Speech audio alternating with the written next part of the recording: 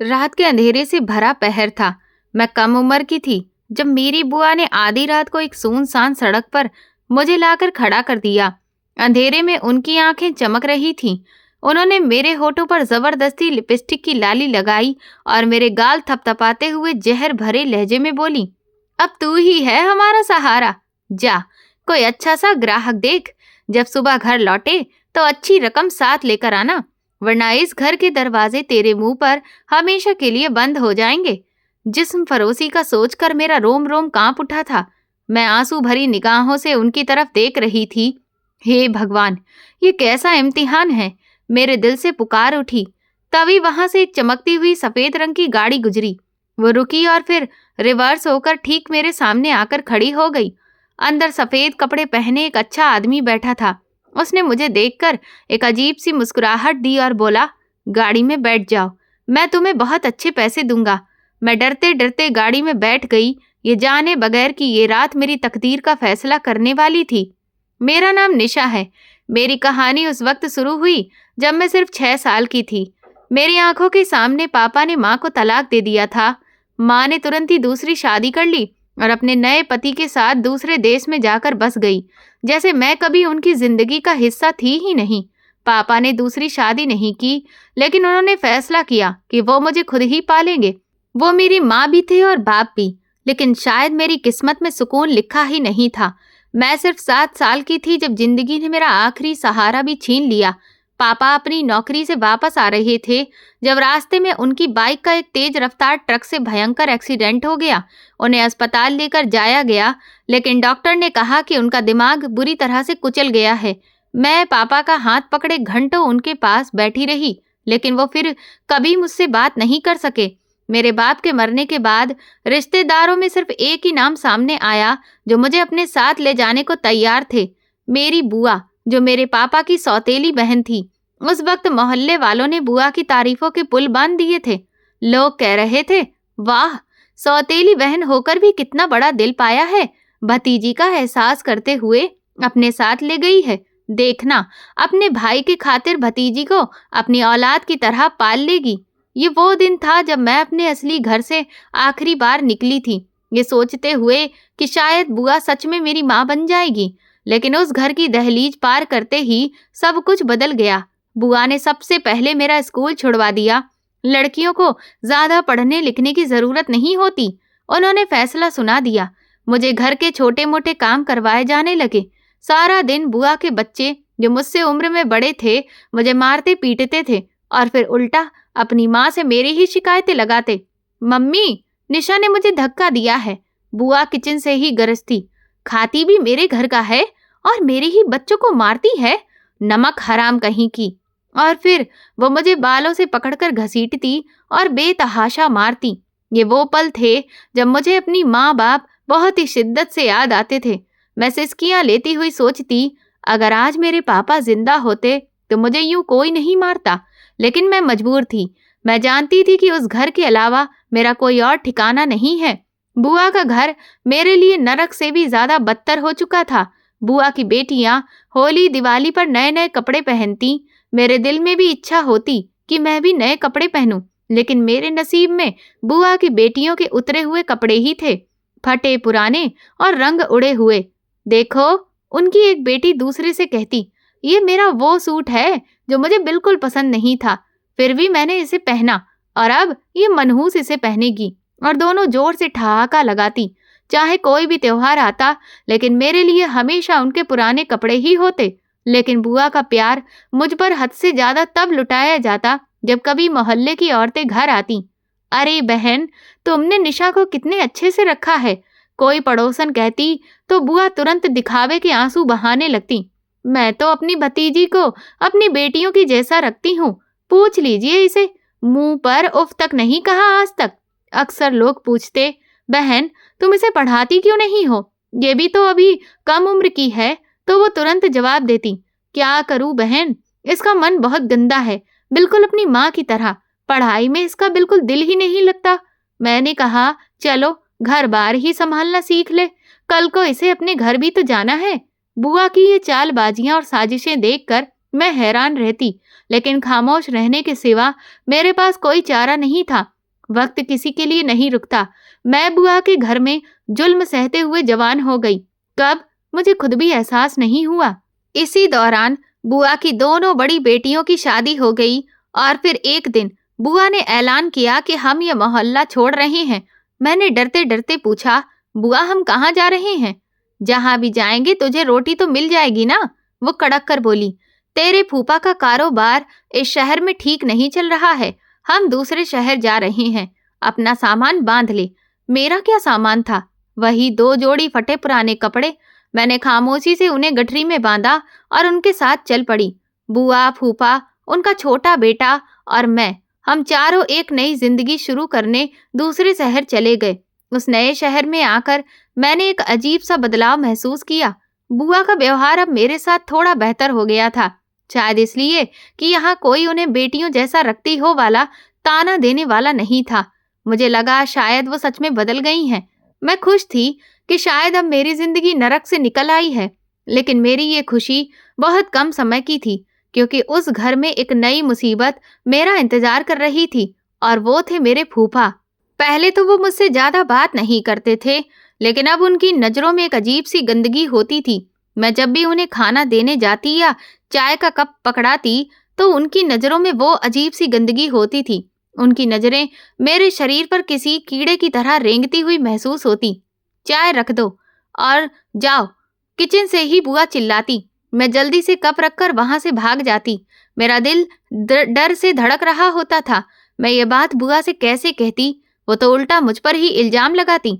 वो चिल्ला चिल्ला कर कहती, कमबख्त, अब तू मेरे पति पर इल्जाम लगाएगी? मैं ये सोचकर ही कहीं नहीं जाती और खामोश रहती। खुद को ज्यादा से ज्यादा छुपाने की कोशिश करती। मैं अक्सर खुद को व्यस्त रखने के लिए आंगन में जाकर बैठ जाती, लेकिन वहां भी मुझे ऐसा लगता जैसे कोई मुझे देख रहा है। हमारे घर के सामने वाली गली के कोने पर अक्सर एक सफेद चमकती हुई गाड़ी खड़ी रहती थी।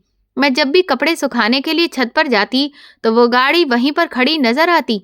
मुझे अजीब सी दहशत होती, लेकिन फिर मैं सोचती कि ये मेरा भ्रम है, मुझे भला कौन देखेगा। एक दिन बुआ किसी काम से बाहर गई हुई थी। मैं किचन में जल्दी जल्दी काम खत्म कर रही थी कि तभी फूफा वहां आ गए। निशा, उन्होंने मुझे पुकारा। मैं घबराकर मुड़ी और देखने लगी। डरती क्यों हो? वो मुस्कुराए। पानी तो पिला दो।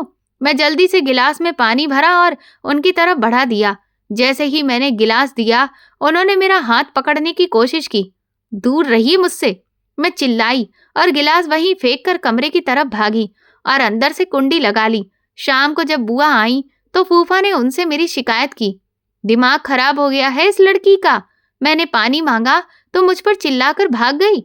बुआ ने दरवाजा पीटते हुए कहा, बाहर निकल निशा, तेरी जुबान बहुत चलने लगी है। मैं सारा दिन कमरे में ही भूखी प्यासी पड़ी रही। उस रात मैंने उन्हें बात करते हुए सुना। फूफा गुस्से में थे। मैं कह रहा हूँ इसकी चढ़ती जवानी तो बहुत खूबसूरत चीज है, फूफा बोले। बुआ की आवाज थकी हुई थी। तो मैं क्या करूं? मुफ्त की रोटियां तोड़ रही है, फूफा ने कहा।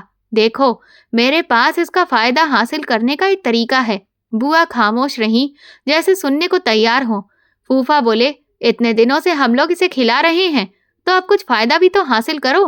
क्या मतलब है तुम्हारा? बुआ ने पूछा। मतलब साफ है, फूफा की आवाज में शैतानियत की झलक साफ दिख रही थी। शहर के उस पार कोठे के करीब वाली सड़क पर अक्सर लड़कियां बन सवर कर खड़ी होती हैं। मेरे कानों में जैसे किसी ने पिघला हुआ शीशा डाल दिया था। खामोश हो जाओ, बुआ ने दबी आवाज में कहा। ये क्या कह रहे हो तुम? वही जो तुमने सुना, फूफा हंसने लगे। अरे, एक से एक अमीर वहां पर मर्द आते हैं, लड़की को गाड़ी में बिठाते हैं और घंटे 2 घंटे के हजारों रुपए दे जाते हैं। अपनी उस लाडली भतीजी को वहीं खड़ा कर दो। ये तो सबसे ज्यादा खूबसूरत है, देखना, बहुत पैसा कमाएगी। हम कुछ ही दिनों में अमीर हो जाएंगे। फूफा की ये बात सुनकर मैं थर-थर कांपने लगी। मैंने अपने मुंह पर हाथ रख लिया ताकि मेरी चीख ना निकल जाए। फूफा की बेटियां भी तो मेरी जैसी ही थीं, फिर उन्होंने इतनी घिनौनी बात कैसे कर दी? मैं कमरे में जाकर खूब रोई, लेकिन मेरे दिल के कोने में एक छोटी सी उम्मीद बाकी थी। मैंने सोचा कि बुआ कभी ऐसा नहीं करेंगी। बेशक वो मेरे साथ अच्छा व्यवहार नहीं करती थी, लेकिन मैं उनके भाई की इज्जत हूँ, उनकी अमानत हूँ। वो कभी भी मुझे इस गंदे काम के लिए मजबूर नहीं करेंगी। ये सोचकर मैं अपने दिल को तसल्ली दे रही थी, लेकिन शायद मैं गलत थी, बहुत गलत। मेरी उम्मीदें झूठी थीं। अगले ही दिन बुआ ने मेरी जिंदगी का सबसे कलंकित फैसला सुना दिया। वो सुबह ही एक खूबसूरत सा जोड़ा लेकर मेरे पास आई। उठ निशा, ये पहन ले। मैं हैरत से उस चमकते हुए लाल रंग के कपड़े को देखने लगी। वो मेरी उम्र से कहीं ज्यादा बुरा और बहुत ही भड़कीला था।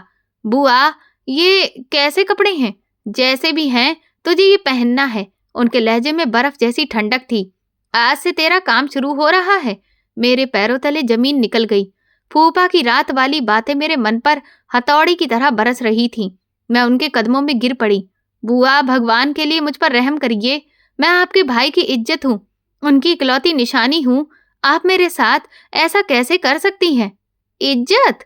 बुआ ने एक जोरदार थप्पड़ मुझे लगाया और फिर मुझे बालों से पकड़कर खड़ा किया। बड़ी इज्जत वाली? तेरी माँ कौन सी इज्जतदार थी? अरे वो भी बदचलन औरत थी। तेरे बाप को छोड़कर भाग गई थी। तू भी उसी का खून है। नहीं बुआ, ऐसा ना करिए। मैं रो रो कर उनसे प्रार्थना कर रही थी। मैं ऐसा गंदा काम नहीं करूंगी। मैं मर जाऊंगी। मरना इतना आसान नहीं है। उन्होंने मुझे थप्पड़ मारते हुए कहा। इतनी देर से खाली बैठी मेरे घर में खा रही है। अब वो हिसाब पूरा करने का वक्त आ गया है। चल, ज्यादा सवाल जवाब मत कर। उन्होंने जबरदस्ती मुझे वो कपड़े पहनाए और फिर मेकअप का डब्बा खोलकर बैठ गईं। मैं सिसकती रही और वो मेरे चेहरे पर रंग थोपती रही। देख, बिल्कुल परी लग रही है। बस रोना बंद कर दे, वरना सारा मेकअप खराब हो जाएगा। जब मैंने शीशे में अपने आप को देखा तो कांप उठी। वो बोली, चल मेरे साथ। कहाँ पर बुआ? जहाँ तेरी किस्मत तुझे लेकर जा रही है। वो मुझे खींचते हुए घर से बाहर ले गईं। बुआ सच में मुझे उस सुनसान सड़क पर लेकर आई थी जिसका पता फूफा ने बताया था। ये शहर का वो बदनाम इलाका था जहाँ रात होते ही और अंधेरा गहरा हो जाता था। वहां पर पहले से ही कुछ लड़कियां खड़ी थीं जो आने जाने वाली गाड़ियों को अजीब इशारे कर रही थीं। बुआ ने मुझे एक कोने में खड़ा कर दिया और सख्ती से बोली, सुन ले निशा, सुबह तक अच्छा खासा पैसा कमा कर लाना है, नहीं तो मैं तुझे घर नहीं आने दूंगी। याद रखना, वहां तेरा बाप नहीं काम कर रहा है जहां तू खाती है। अब तेरा भी कुछ फर्ज बनता है कि तू हमारे एहसानों का बदला चुकाए। मैं रोते हुए एक किनारे पर खड़ी हो गई। बुआ वहां से चली गई थी या शायद कहीं छुपकर मुझे देख रही थी, मुझे नहीं पता। मेरा दिल डूब रहा था। हर गुजरती गाड़ी की हेडलाइट मुझ पर पड़ती तो मेरा शरीर डर के मारे कांपने लगता। भगवान, मैं ये गुनाह करने जा रही हूँ, लेकिन मैं ऐसा करना नहीं चाहती। तू मेरी मदद कर। भगवान से प्रार्थना करते हुए मैंने आसपास देखा। थोड़ी ही देर बाद एक बड़ी सी चमकती हुई सफेद रंग की गाड़ी मेरे पास आकर रुकी। ये वही गाड़ी थी जो हमारे मोहल्ले के पास अक्सर खड़ी हुई दिखाई देती थी। उस लम्हे मुझे ऐसा लगा जैसे मेरा दिल सीने से बाहर ही निकल आएगा। मेरा पूरा शरीर कांप रहा था। गाड़ी का शीशा नीचे हुआ। अंदर से सफेद कपड़े पहने हुए एक आदमी बैठा हुआ था। ये वही आदमी था जिसका जिक्र फूफा कर रहे थे, लेकिन उसका चेहरा गंभीर होने के साथ साथ एक अजीब सी चमक से भरा दिख रहा था। उस लम्हे मैंने आंखें बंद कर ली, जैसे मैं इस हकीकत से छुटकारा चाहती हूँ। थोड़ी ही देर बाद गाड़ी में बैठे हुए उस आदमी ने अपना गला खकारा और भारी आवाज में बोला, आ जाओ, अंदर बैठो गाड़ी में, अच्छी रकम दूंगा। मेरा दिल एक बार फिर बुरी तरह से धड़कने लगा। समझ नहीं आ रहा था कि क्या करूं। उस वक्त मुझे अपने बचाव का कोई रास्ता नहीं दिखा। एक तरफ ये गहरी खाई थी और दूसरी तरफ फूफा की धमकियां जो बार बार मेरे कानों में गूंज रही थी। अगर पैसे लेकर नहीं आई तो घर मत आना। मैं कांपते हाथों से गाड़ी का दरवाजा खोलने लगी और खामोशी से उस आदमी के साथ वाली सीट पर बैठ गई। गाड़ी शहर की रोशनी और सड़कों को पीछे छोड़ती हुई एक अंधेरे रास्ते की ओर लगातार बढ़ती जा रही थी।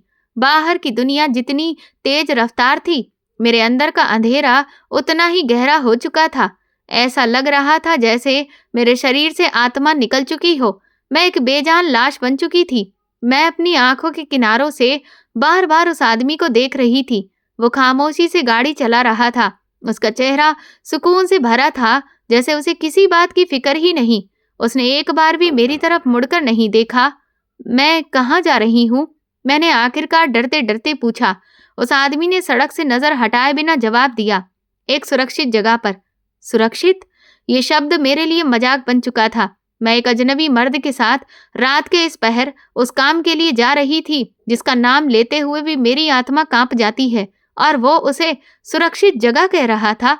मेरे दिल में एक हुक सी उठी। हे भगवान, मैंने दिल ही दिल में प्रार्थना की, ये कैसा इम्तिहान है। मैं ऐसा काम करने जा रही हूँ जो बहुत बड़ा गुनाह है। तू कैसे मुझे माफ करेगा? हे भगवान, मेरे लिए कोई मसीहा भेज दे, मेरी मदद कर दे।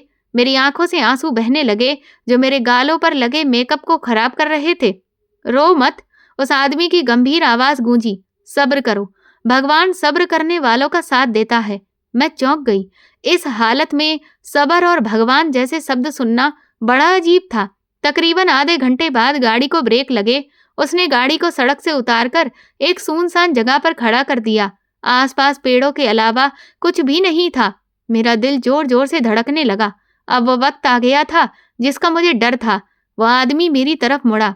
उसकी नजर झुकी हुई थी। उसने मुझे एक ऐसा सवाल पूछा जिसकी मैंने उससे बिल्कुल भी उम्मीद नहीं की थी। गीता के कितने उपदेश याद हैं तुम्हें? मैं हैरानी से उसकी तरफ देखते हुए बोली। क्या? क्या वो मेरा मजाक उड़ा रहा था? उसने दोबारा अपने शब्द दोहराए। मैंने पूछा, तुम्हें गीता के कितने श्लोक जुबानी याद हैं?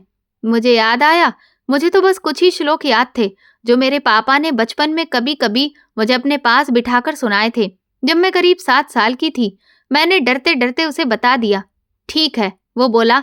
चलो, मैं तुम्हें कुछ श्लोक बताता हूँ, उन्हें तुम बैठकर दोहराओ, उनका जाप करो। मैं हैरान थी, यह आदमी मुझे किस काम के लिए लेकर आया था और ये अब मुझसे क्या करने को कह रहा था? ये सब क्या हो रहा था? क्या देख रही हो? उसने नरमी से कहा। जो कहा है वो शुरू करो। उसने मुझे एक माला दी और खुद गाड़ी की लाइट ऑन करके गीता की एक किताब खोलकर बैठ गया। मैं समझ नहीं पा रही थी कि क्या ये कोई जाल है या वो मेरी कोई परीक्षा ले रहा है, लेकिन मेरे पास और कोई रास्ता नहीं था। मैंने डरते डरते उन श्लोकों का जाप करना शुरू कर दिया जो उसने मुझे बताए थे। जैसे जैसे मैं वो शब्द दोहरा रही थी, मेरे दिल में एक अजीब सा सुकून महसूस हो रहा था। मेरा डर धीरे धीरे कम हो रहा था। वो खुद भी बैठकर मेरे साथ गीता पढ़ने में व्यस्त था। सारी रात इसी तरह से गुजर गई। सुबह की पहली किरण फूटते ही उसने गीता को बंद किया। मैंने उसके पैर छुए और फिर वो बोला, चलो अब वापस चलने का वक्त हो गया है। वो दोबारा उसी रास्ते की तरफ गाड़ी ले आया जहां से मैं आई थी, वही जगह जहां फूफा मुझे छोड़कर गए थे। उसने गाड़ी रोकी और कहा, ये लो। उसने हजार हजार के कई नोट मेरे हाथ में पकड़ा दिए। ये तुम्हारी मेहनत की कमाई है। मैं उन नोटों को और उस आदमी को हैरानी से देखने लगी। किस बात की कमाई? मैंने पूछा। भगवान का नाम लेने की। वो मुस्कुराया। जाकर दे देना उसे जिसने तुम्हें इस काम के लिए भेजा था। उसने एक पल के लिए मुझे ध्यान से देखा और फिर कहा, और हाँ, जो कुछ आज रात तुम्हारे साथ हुआ वो उस औरत को मत बताना जो तुम्हें यहाँ पर छोड़कर गई थी। मैं चौंक गई। आपको कैसे पता? मुझे सब पता है। उसने मेरी बात काट दी। शायद उस आदमी ने बुआ को मुझे वहां छोड़ते हुए देख लिया था। मैंने सोचा, आज रात को दोबारा से फिर से टाइम पर यहाँ पर आ जाना। उसने आदेश दिया और दरवाजा खोल दिया। मैं खामोशी के साथ गाड़ी से उतरी और हैरत, डर और सुकून के मिले जुले जज्बातों के साथ घर की तरफ चल पड़ी। मैं अभी घर से कुछ ही दूर थी कि बुआ मुझे रास्ते में ही मिल गई। वो बेचैनी से टहल रही थी, जैसे काफी देर से मेरा ही इंतजार कर रही हो। वो मुझे देखते ही मेरी तरफ तेजी से लपकी। तू?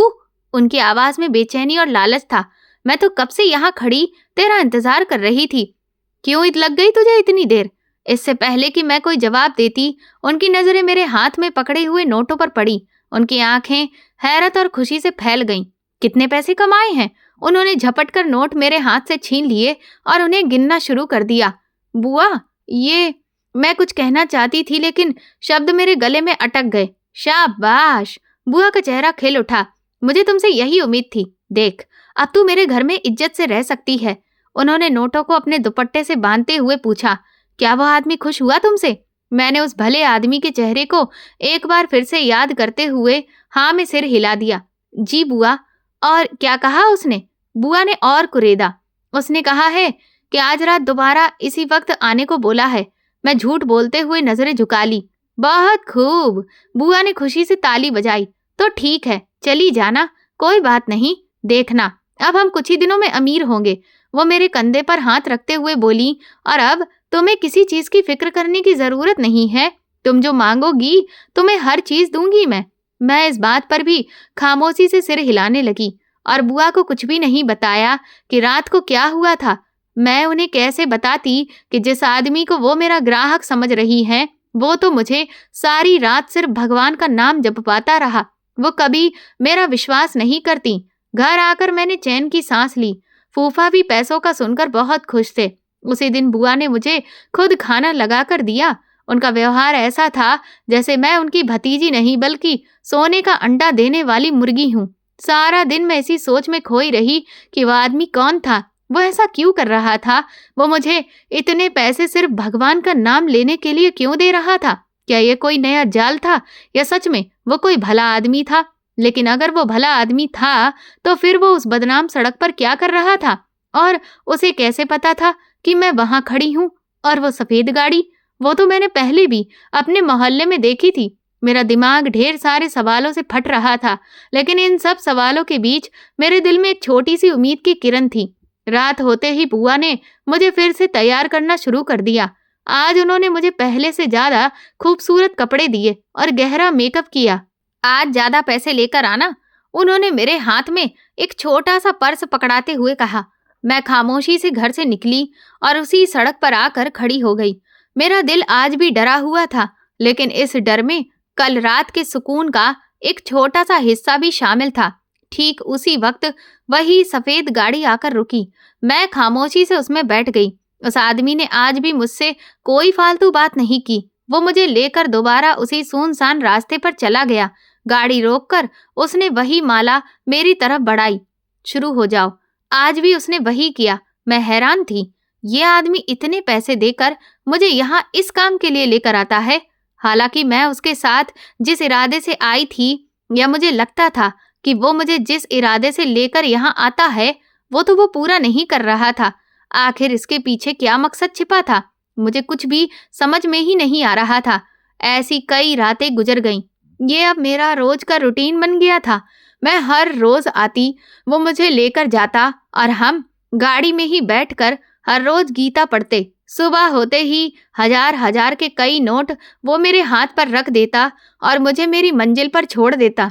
बुआ खुश थी। उनकी आमदनी का ये एक बेहतरीन जरिया बन गया था और मैं इस बात पर हैरान थी कि भगवान ने मुझे गुनाह के रास्ते पर भेजकर भी गुनाह से किस तरीके से बचा लिया था। आज 21वां दिन था।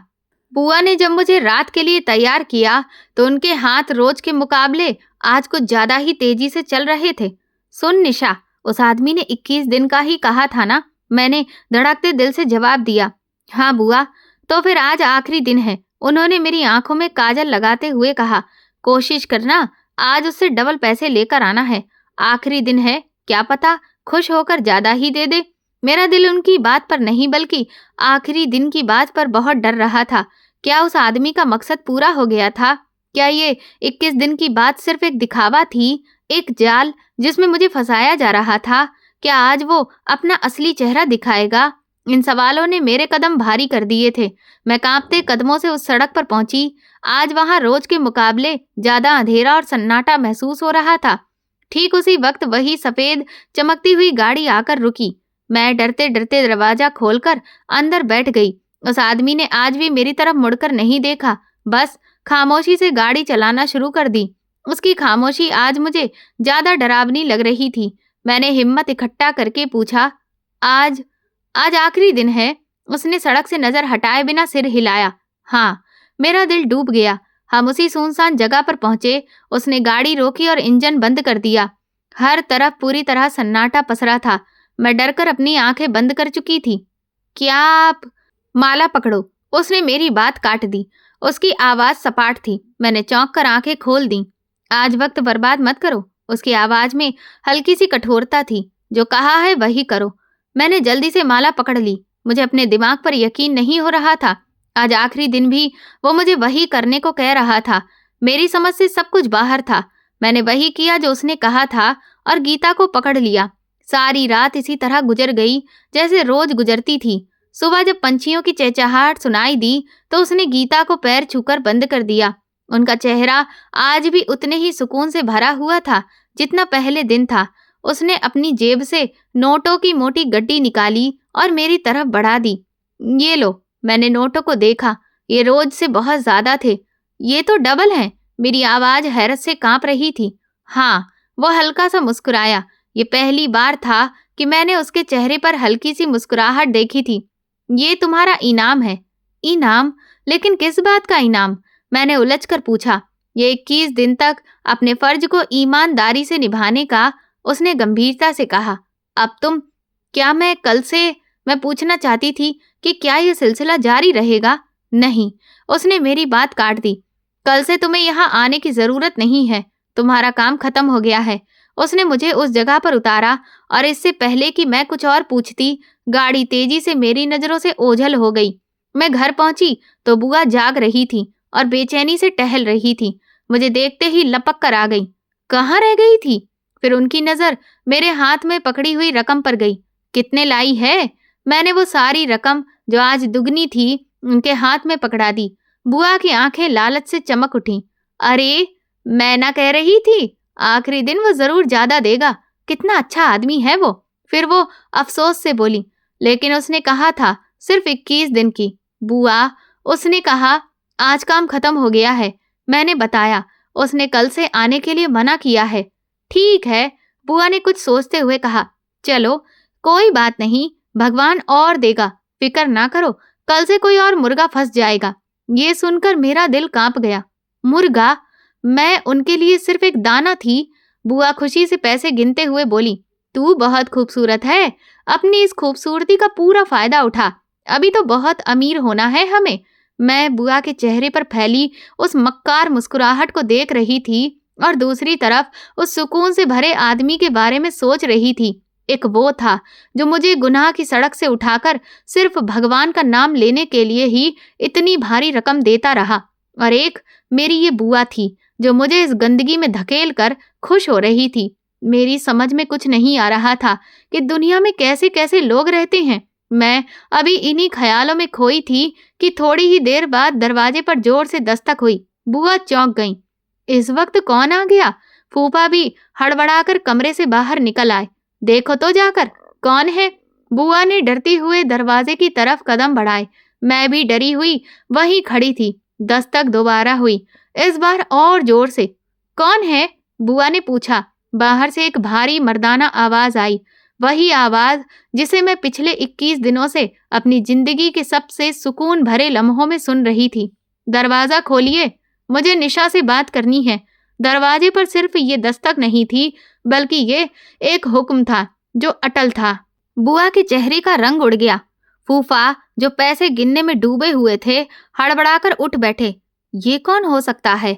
फूफा ने घबराई आवाज में पूछा। दरवाजा खोलिए, मुझे निशा के बारे में बात करनी है। बाहर से आने वाली आवाज वही थी, मेरे 21 दिन के सुकून की आवाज। मेरा दिल गले में आ गया। बुआ ने डरी हुई नजरों से मेरी तरफ देखा, जैसे कह रही हो, कहीं तुमने कोई गड़बड़ तो नहीं की? कौन है आप? बुआ ने कांपती आवाज में पूछा। मैं वही हूँ जिससे आपकी भतीजी रोज मिलती रही है। देखिए, दरवाजा खोलिए, वरना मुझे दरवाजा खुलवाने के और दूसरे रास्ते भी आते हैं। आवाज में अब हल्की सी सख्ती थी। फूफा ने जल्दी से बुआ को इशारा किया। दरवाजा खोलो, कहीं मोहल्ले वाले ना जाग जाएं। बुआ ने कांपते हाथों से कुंडी खोली। दरवाजे के बाहर वही सफेद कपड़ों में आदमी खड़ा था। उसकी आंखों में वही सुकून भरा ठहराव था, लेकिन आज उसके चेहरे पर एक ऐसी गंभीरता थी जो मैंने पहले कभी भी नहीं देखी थी। क्या मैं अंदर आ सकता हूँ? उसने पूछा नहीं बल्कि बताया। वो अंदर आ गया। मैं डर के मारे सिमट कर दीवार से लग गई। फूफा ने हिम्मत करके पूछा। जी बताइए, आप यहाँ हमारे घर पर? मैं सीधी बात करने आया हूँ। उस आदमी ने हमारे छोटे से घर के कमरों पर एक नजर दौड़ाई और फिर हम दोनों के सामने वाली कुर्सी पर बैठ गया। मैं इस लड़की के लिए आया हूँ। उसने मेरी तरफ इशारा किया। बुआ और फूफा ने एक दूसरे की तरफ देखा। उनकी आंखों में डर के साथ साथ लालच की एक नई चमक उभरी। हमारी भतीजी? बुआ ने मक्कारी से पूछा। इससे क्या काम है आपको? वो तो क्या है, ये मैं भी जानता हूँ और आप भी। उस आदमी ने उनकी बात काट दी। मैंने सुना है यहाँ पर एक लड़की रहती है। मैं इसी के लिए एक भारी रकम दूंगा। आप इसे मेरे साथ भेज दीजिए। बुआ की आंखें चमक उठी। भारी रकम? कैसी भारी रकम? मैं इसे हमेशा के लिए अपने साथ लेकर जाना चाहता हूँ। हमेशा के लिए? मेरा दिल डूब गया। ये कैसा सौदा था? फूफा ने सोचा कि अब तो मैं जल्दी ही अमीर हो जाऊंगा। बुआ का डर फौरन ही खत्म हो गया। उन्होंने तुरंत नया पैंतरा बदला। देखिए जी, वो मेरी भतीजी है, मेरे भाई की निशानी है। हमने उसे पाल पोस कर अपनी बेटियों की तरह ही रखा है। ऐसे कैसे आपके साथ भेज दें? कीमत बताइए। उस आदमी ने बिना किसी हाव भाव के चेहरे के साथ कहा। मैं ये सब देखकर जानता हूँ। मुझे बचाया जा रहा था या बेचा जा रहा था, जैसे कि मैं कोई जानवर थी। मेरी बोली लग रही थी। बुआ, भगवान के लिए, मैं चिल्लाई। ऐसा मत करिए। चुप कर जा तू। फूफा ने मुझे घूरा। बुआ ने फूफा से कुछ देर कानों में बात की। वे जानते थे कि आज ये मुर्गी आखिरी बार अंडा दे रही है और ये अंडा सोने का होना चाहिए। देखिए जी, बुआ ने गला साफ करते हुए कहा, हमें पूरे 25 लाख चाहिए। ये कितनी बड़ी रकम थी, मैंने कभी सपने में भी नहीं सुनी थी। मैंने सोचा कि अब ये आदमी मना कर देगा, लेकिन मैं गलत थी। उस आदमी ने एक लम्हे के लिए भी नहीं सोचा। उसने अपने साथ लाया हुआ एक छोटा सा ब्रीफ केस खोला। मेरी आंखें फटी की फटी रह गईं। वो ब्रीफ केस नोटों की गड्डियों से भरा हुआ था। उसने गड्डियां निकालकर मेज पर रखना शुरू कर दी। फूफा और बुआ की आंखें नोटों के साथ साथ घूम रही थीं। ये 25 लाख हैं। उसने पैसे मेज पर रखते हुए कहा। अब ये लड़की मेरी हुई। फूफा ने जल्दी से आगे बढ़कर नोटों को समेटना शुरू कर दिया। उनके हाथ कांप रहे थे। जी जी, बिल्कुल, अब ये लड़की आपकी हुई। फूफा ने खुशी से कहा। ले जाइए, अब आप इसे अभी ले जाइए। इसे कहिए अपना सामान बांध ले। बुआ ने तुरंत मेरी तरफ देखा। चल निशा, उठ। क्या लेकर आई थी जो लेकर जाएगी? ऐसे ही चली जा इनके साथ। वह आदमी खड़ा हो गया। चलो बेटा, उसने कहा। उसने मुझे फिर बेटा कहा था। मैं रोती हुई उसके पीछे चल पड़ी। आखिरी उम्मीद भरी नजर से मैंने बुआ की तरफ देखा, लेकिन वो तो फूफा के साथ बैठकर पैसे गिनने में व्यस्त थीं। उनके लिए मैं अब मौजूद ही नहीं थी। घर की दहलीज पार करते हुए मेरे कदम लड़खड़ा गए। उस आदमी ने मुझे बाजू से पकड़कर सहारा दिया। गाड़ी के पास पहुंचकर मैं रुक गई। मेरी हिम्मत जवाब दे गई थी। मैंने अपना बाजू उसकी गिरफ्त से छुड़वाया और उसके सामने खड़ी हो गई। कौन हैं आप? मैंने रोते हुए पूछा। पहले 21 दिन आपने मुझे एक भला काम करवाया और अब मुझे खरीद लिया। क्यों किया आपने ये सब? आप मेरे साथ क्या करेंगे? भगवान के लिए मुझे बता दीजिए, मुझे और किस नरक में डालने वाले हैं? उस आदमी ने गहरी सांस ली और मेरी तरफ देखा। आज पहली बार उसकी सुकून भरी आंखों में एक गहरा और बयां ना कर पाने वाला दुख था। बेटी, उसकी आवाज भीगी हुई थी। जब मैं पहली रात तुम्हें उस सड़क से गाड़ी में बिठाने आया था तो बेटी कहकर बिठाया था। मैं तब से लेकर अब तक सिर्फ एक बाप होने का फर्ज निभा रहा हूँ। मैं हैरानी से उसे देखने लगी। आप? लेकिन आप मेरे क्या लगते हैं? वो बोला। मैं एक बेटी का बाप हूँ, एक ऐसी बदकिस्मत बेटी का जो कई साल पहले अगवा हो गई थी। वो भी तुम्हारी तरह बहुत मासूम थी। उसकी आवाज रुंध गई। वो ऐसे लोगों के हाथ लग गई जिन्होंने मेरी बेटी की इज्जत को नीलाम किया था। उन्होंने ऐसे ही उसकी इज्जत बेचकर पैसे कमाए थे, लेकिन मैं अपनी बेटी को नहीं बचा सका। उसने अपने आंसू पोंछे। बस उसी वक्त से जब भी किसी ऐसी बेबस लड़की को सड़क पर देखता हूँ तो उसे बुराई से हटाकर भलाई के रास्ते पर लेकर आता हूँ। लेकिन आपने मुझे खरीदा क्यों? मैंने पूछा। मैंने तुम्हारे बारे में सब पता कर लिया था। मुझे पता चला कि तुम भी एक अनाथ लड़की हो जिसका उन जालिमों के सिवा कोई नहीं है। मैं तुम्हें रोज की रकम देकर नहीं बचा सकता था। वे तुम्हें किसी और के हाथ बेच देते, इसलिए तुम्हें उनसे हमेशा के लिए आजाद करवाना जरूरी था। उसने मेरे सर पर हाथ रख दिया। मैं तुम्हें सच में अपनी बेटी बनाकर अपने साथ लेकर जा रहा हूँ। मैं हक्का बक्का रह गई थी। ये आदमी जिसे मैं कोई ग्राहक या मुजरिम समझ रही थी, वो तो एक फरिश्ता था, एक बाप था जो अपनी बेटी का गम भुलाने के लिए मुझ जैसी बेसहारा लड़कियों का सहारा बन रहा था। मेरा नाम राजेश है। उन्होंने मेरे सर पर हाथ रखते हुए कहा। आज से तुम मेरी बेटी हो, राजेश की बेटी। मेरे आंसुओं की लड़ी टूट गई। खुशी के आंसू थे, शुक्र के आंसू थे। मैं गाड़ी में बैठी और फिर हम उस अंधेरी गली से हमेशा के लिए निकल आए।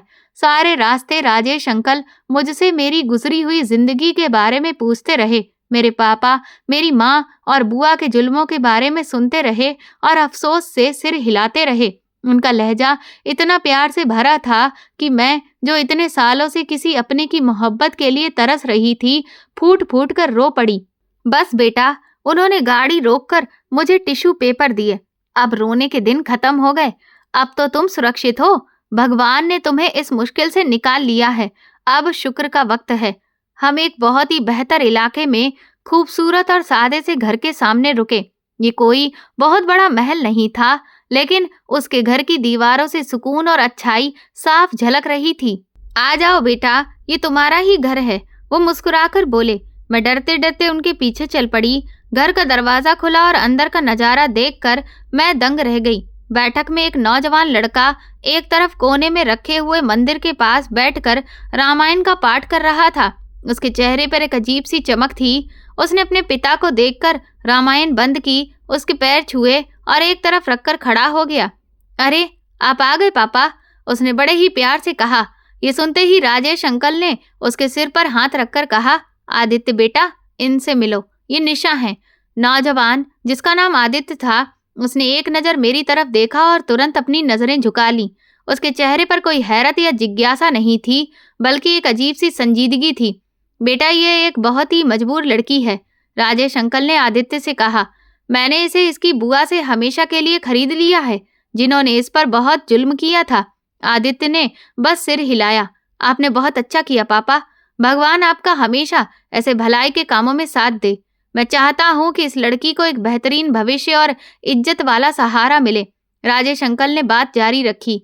मैं चाहता हूँ कि यह हमेशा के लिए इस घर का और हमारी जिंदगी का हिस्सा बन जाए। आदित्य खामोशी से अपने पापा की बात सुनता रहा। फिर राजेश अंकल ने वो बात कही जिसने मेरे पैरों तले जमीन खींच ली। आदित्य बेटा, मैं चाहता हूँ कि तुम इससे शादी कर लो। मैं डर के मारे आंखें फाड़कर उन दोनों की तरफ देखने लगी। क्या शादी? मेरे मुंह से अचानक निकल गया। ऐसा न करिए, मैं इस काबिल नहीं हूँ। आदित्य ने मेरी तरफ देखे बिना अपने पापा से कहा। पापा, आपका हर फैसला मेरे सराखों पर है। मैं हैरान रह गई।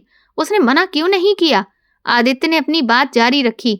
अगर आपने इस लड़की को बेटी कहा है और आप मेरे लिए ये रिश्ता सही समझते हैं, तो यकीनन इसमें भगवान की खुद की मर्जी भी शामिल होगी। यह अब मेरी भी जिम्मेदारी है। मुझे ये रिश्ता मंजूर है। मैं हैरत के समंदर में डूब रही थी। ये कैसा लड़का था जिसने मुझसे मेरा अतीत भी नहीं पूछा, मेरी खूबसूरती नहीं देखी, मेरा खानदान नहीं जाना। उसने सिर्फ अपने पिता के फैसले पर भरोसा किया। राजेश अंकल मुस्कुराए। मैं जानता था बेटा, मुझे तुमसे यही उम्मीद थी। तुमने मेरी परवरिश की इज्जत रख ली। उन्होंने मेरी तरफ देखा। देखा बेटी, मैंने कहा था ना, ये तुम्हारा घर है। राजेश अंकल ने तुरंत ही पास के मंदिर के सबसे बड़े पंडित जी को फोन किया। 1 घंटे के अंदर पंडित जी 2 और लोगों के साथ मौजूद थे। मुझे एक नया लहंगा दिया गया, जिसे राजेश अंकल ने पहले से ही खरीद कर रखा था। बहुत ही साधारण तरीके से मेरी शादी आदित्य के साथ करवा दी गई। उन्होंने मेरे लिए पिता के सारे फर्ज निभाए। एक एक रस्म निभाते हुए मेरे हाथ पैर कांप रहे थे और मैं निशा, जो कुछ घंटे पहले सड़क पर खड़ी रहने वाली एक मामूली लड़की थी, अब किसी की अर्धांगिनी बन चुकी थी। निशा आदित्य बन चुकी थी। आदित्य खामोशी से उठा और एक कमरे की तरफ इशारा करके खुद खामोशी से बाहर चला गया। मैं उस कमरे में दाखिल हुई तो मेरी आंखों में फिर से आंसू आ गए। ये एक साफ सुथरा और सुकून से भरा कमरा था, जिसमें एक नई जिंदगी मेरा इंतजार कर रही थी। मेरी नई जिंदगी की शुरुआत किसी सपने के जैसी थी। मैं जो फटे पुराने उधार के कपड़े पहनने की आदी थी, अब मेरे पास साफ सुथरे और नए कई सारे कपड़े थे। मैं जिसे रात में बची हुई सूखी रोटी मिलती थी, अब राजेश अंकल, जो मेरे ससुर होने के साथ साथ मेरे पिता समान भी थे, और आदित्य, जो मेरा पति था, मेरे साथ डाइनिंग टेबल पर बैठकर खाना खा रहे थे। आदित्य अभी भी मुझसे बहुत कम बात करता था, लेकिन उसकी खामोशी में बेरुखी नहीं बल्कि भरोसा और प्यार था। वो जब भी मुझसे बात करता, उसकी नजरें झुकी होती। आपको किसी चीज की जरूरत तो नहीं है? वो धीरे से पूछता। नहीं, मैं भी सिर झुकाकर जवाब देती। सब ठीक है। इस घर का माहौल बिल्कुल ही अलग था। यहाँ हर वक्त एक सुकून से भरी खामोशी छाई रहती, जो अक्सर सिर्फ घर में गूंजने वाले भजन या पूजा पाठ से ही टूटती थी। राजेश अंकल ने मुझे फिर से पढ़ाई शुरू करने के लिए कहा।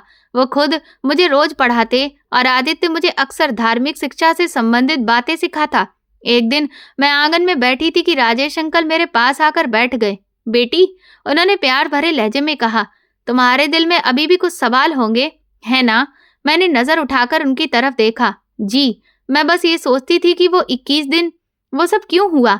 आप मुझे पहले दिन ही क्यों नहीं बचा कर ले गए? राजेश अंकल हल्के से मुस्कुराए।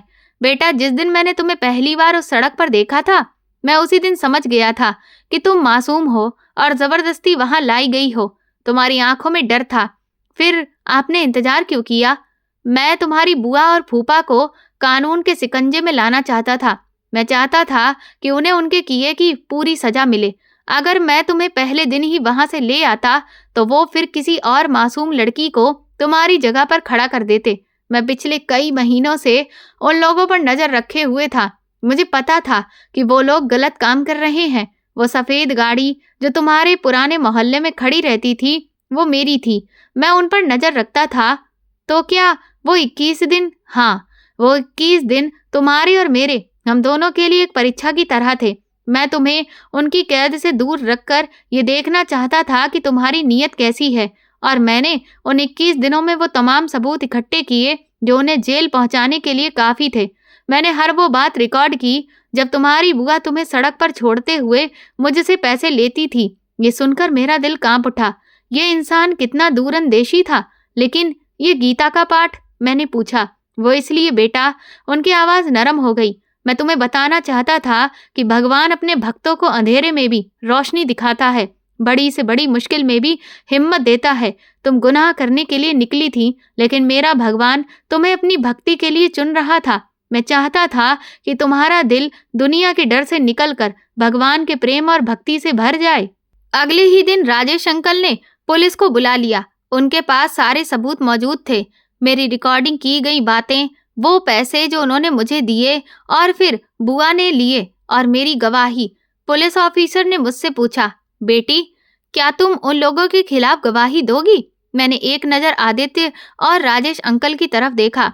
उन दोनों की आंखों में मेरे लिए हिमायत थी। मेरा डर खत्म हो चुका था। जी, मैं गवाही दूंगी। पुलिस हमें लेकर मेरे पुराने घर पहुंची। बुआ और फूफा हमें पुलिस की गाड़ी में देखकर हक्का बक्का रह गए। अरे इंस्पेक्टर साहब, क्या हुआ है? फूफा ने घबराकर पूछा। तुम लोगों को इंसानों के साथ गलत करने और एक बच्ची को नाजायज कामों के लिए मजबूर करने के जुर्म में गिरफ्तार किया जा रहा है। बुआ की नजर मुझ पर पड़ी। वो मुझे अच्छे कपड़ों में और सुरक्षित देखकर चिल्ला पड़ी, निशा, तुमने हमें फंसा दिया। एहसान फरामोश लड़की, हमने तुझे पाला था। पाला नहीं था, बल्कि नोच लिया था तुम लोगों ने। मैंने पहली बार उनके सामने मुंह खोलकर कहा, तुमने मेरे बाप की इज्जत बेचने की कोशिश की। बकवास बंद करो। इंस्पेक्टर ने तुरंत उन्हें हथकड़ी पहनाते हुए कहा, हमारे पास तुम लोगों के खिलाफ सारे सबूत मौजूद हैं। फूफा और बुआ को घसीटते हुए पुलिस की गाड़ी में डाला गया। मैंने उन्हें आखिरी बार देखा। उस दिन जब हम घर वापस आए तो एक अजीब सा सुकून था। मेरा अतीत मुझसे हमेशा के लिए अलग हो चुका था। रात के खाने पर राजेश अंकल ने ऐलान किया, भगवान ने हमें बहुत बड़ी मुश्किल से निकाला है और उन जालिमों को उनके अंजाम तक पहुंचाया है। उन्होंने मेरी और आदित्य की तरफ देखा। मैं चाहता हूँ कि हम सब भगवान का धन्यवाद देने के लिए तीर्थ यात्रा पर जाएं।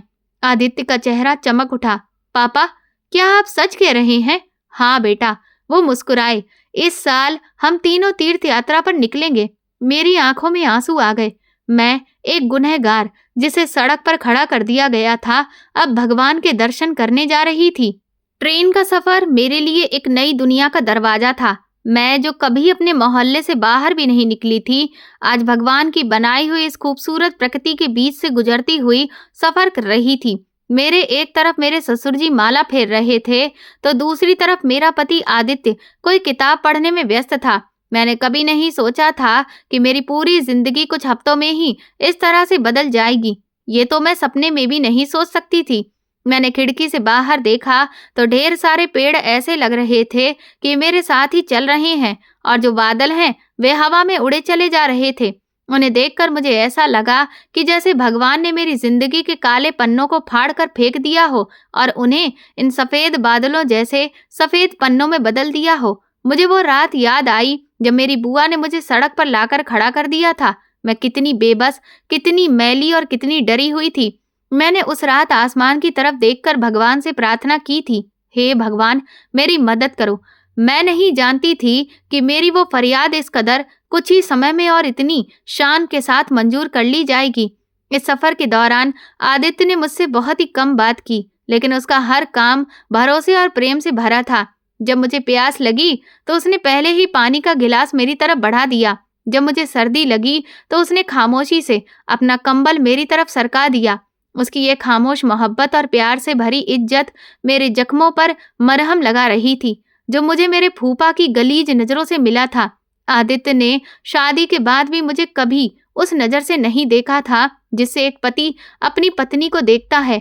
उसकी आंखों में सिर्फ शर्म और प्यार था, जैसे कि वो मुझे वक्त दे रहा हो कि मैं अपने अतीत की बुरी यादों से पूरी तरह वापस आ सकूं।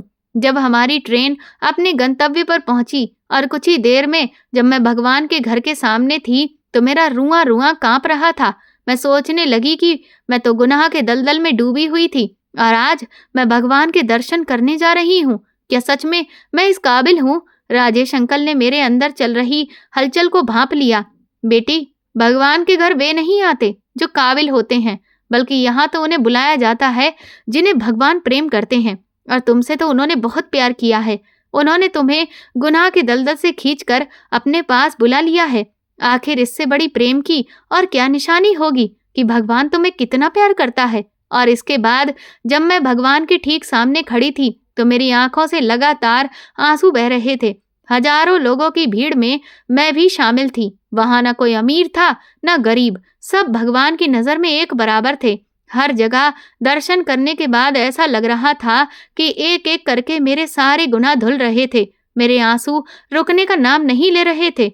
हर जगह मैं बार बार भगवान का धन्यवाद कर रही थी जो उन्होंने मेरी जिंदगी में राजेश अंकल और आदित्य को भेज दिया था। मैं भगवान के आगे हाथ जोड़कर बोली, हे भगवान, मैं जो कुछ भी हूँ सिर्फ तुम्हारी वजह से हूँ। अगर मैं अनाथ हुई तो इसमें भी तुम्हारी ही इच्छा थी। मुझे उस गुनाह से बाहर निकालने के लिए तुमने ही राजेश अंकल को भेजा। तुमने मुझे कभी भी अकेला नहीं छोड़ा। मेरी बुआ ने मुझे उस सड़क पर लाकर खड़ा किया जहां पर बेशर्मी और गुनाह था, जिस काम ने मुझे दुनिया की नजरों में गिरा दिया था। लेकिन भगवान, तुम्हारा दिल बहुत बड़ा है। तुमने मुझे उस गंदगी से उठाया और उठाकर सीधा अपने घर बुला लिया। तुमने मुझे वो इज्जत दी जिसके बारे में मैं कभी सोच भी नहीं सकती थी। मैंने अपने ससुर और आदित्य के लिए भगवान से प्रार्थना की। मैंने अपने उन जालिम रिश्तेदारों को भी याद किया और कहा, हे भगवान, तुमने आज उन लोगों को उनके गुनाहों की सजा दे दी है। अपनी यात्रा पूरी करके जब हम वापस होटल में आए तो मुझे अपने दिल में एक गहरा सुकून महसूस हो रहा था। ऐसा लग रहा था कि जैसे मेरी आत्मा का शुद्धिकरण हो गया हो, जैसे कि मैं आज ही पैदा हुई हूँ। उसी रात आदित्य मेरे कमरे में आया। वो मेरे पास आकर बैठ गया। आज पहली बार उसने मेरी तरफ नजर उठाकर देखा। उसकी आंखों में एक गहरी मोहब्बत थी। निशा, उसने मेरा हाथ पकड़ लिया। भगवान ने हमें किसी न किसी मकसद की वजह से मिलाया है। क्या तुम इस नए जीवन के सफर के लिए तैयार हो? मैंने शर्म से सिर झुका लिया। आदित्य, आपने मुझ जैसी लड़की को अपनाया, यही मेरे लिए बहुत है। निशा, वो मुस्कुराया और ये पहली बार था जब मैंने उसके चेहरे पर इतनी खूबसूरत मुस्कान देखी थी। अतीत को भूल जाओ। अपना सब कुछ भगवान को सौंप देने के बाद इंसान ऐसा ही सुकून महसूस करता है जैसे कि आज ही उसका नया जन्म हुआ हो। और मेरे लिए तुम दुनिया की सबसे पाकीज़ा लड़की हो। आज मैं अपनी जिंदगी में बहुत खुश हूँ। मेरे ससुर जो मेरे पिता जैसे हैं और मेरा पति जो मेरा सबसे अच्छा दोस्त है। भगवान ने हमें औलाद भी दी। मैं सोचती हूँ कि जिंदगी कितनी अजीब है। भगवान के खेल समझना इंसान के बस की बात नहीं है। वो जिसे चाहे इज्जत दे और जिसे चाहे जिल्लत। मेरी बुआ ने मुझे जलील करने के लिए, अपनी स्वार्थ भरी इच्छाओं को पूरा करने के लिए सड़क पर खड़ा किया था जो सीधा नरक की तरफ लेकर जाती थी। लेकिन भगवान ने उसी सड़क से मेरे लिए सीधा स्वर्ग का रास्ता निकाल दिया। वो नहीं जानती थी कि जिस रात वो मुझे बेचने निकली थी, उसी रात भगवान मुझे खरीदने का इंतजाम कर चुके थे। उसने अपने एक भले बंदे के दिल में ये ख्याल डाला कि वो एक अनाथ बच्ची को बचा ले। ये सच है कि भगवान सब्र करने वालों का साथ देता है। मैंने सब्र किया और उसने मुझे वो सब कुछ दिया जिसके बारे में मैंने सपने में भी नहीं देखे थे। उसने मुझे बेइज्जती के अंधेरे से निकाला और इज्जत के उस मुकाम पर लाकर खड़ा कर दिया जहां आज मैं हूँ। मेरी कहानी एक सबक है उन सभी लोगों के लिए जो हालातों से मायूस हो जाते हैं। मायूसी का दामन छोड़ दें और भगवान पर भरोसा रखें। वो तुम्हें कभी भी अकेला नहीं छोड़ेगा। वो तुम्हें वहां से इज्जत देगा जहां तुम कभी सोच भी नहीं सकते थे, बिल्कुल उसी तरह जैसे उसने मुझे यानी निशा को दी है। तो दोस्तों, आपको ये कहानी कैसी लगी मुझे कमेंट सेक्शन में ज़रूर बताएं। मेरे चैनल को सब्सक्राइब कर वीडियो को लाइक कर दें और वीडियो को हाइप भी दें। और ऐसी और भी रोमांचक कहानियां सुनने के लिए मेरे चैनल के साथ बने रहें। ये कहानी पूरी तरह से काल्पनिक है। इसका किसी भी व्यक्ति, स्थान या वास्तविक घटना से कोई संबंध नहीं है। इसका उद्देश्य केवल मनोरंजन, शिक्षा और सस्पेंस आधारित कहानी प्रस्तुत करना है।